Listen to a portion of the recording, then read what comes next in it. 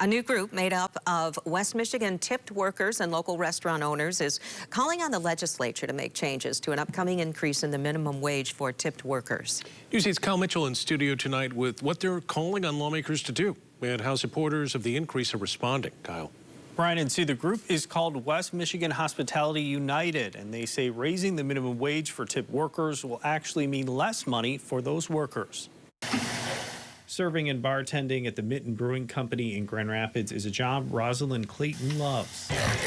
But she's concerned about what she'll be making next year. We are very concerned about what the next year or two is really going to become for us. I'm already considering what other work I might have to go into. Rosalind is part of West Michigan Hospitality United and wants the legislature to make changes to a 2018 voter-approved ballot proposal that would increase the minimum wage for tipped workers on February 21st of next year. That just really kind of goes to taxes. We don't really see a paycheck at all from that. It goes to state and federal right away. So most of our checks are zero.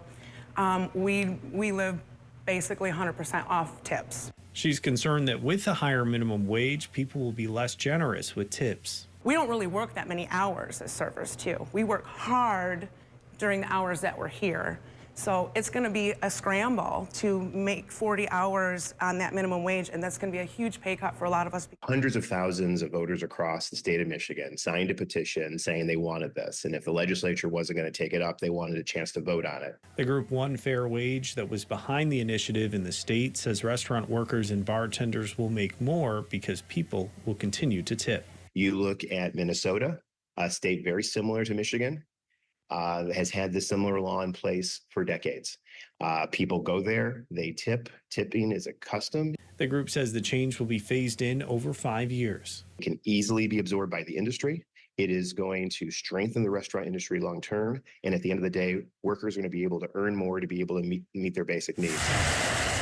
The co-owner of the Mitten Brewing Company disagrees and says the change will hurt small businesses the most. They don't have access to the same funding of big companies. I'm afraid of the overnight, dramatic increase in cost, the lost wages for my staff, and the way I see it, $35 an hour servers are not going to stick around to become $15 an hour cashiers. They'll just leave the industry, and what we consider service in the service industry will change dramatically and permanently. Opponents of the increase say it will mean higher prices on the menu. Restaurants will close as a direct result of this. West Michigan Hospitality United is hoping changes can be made before the increases start in February. Sue?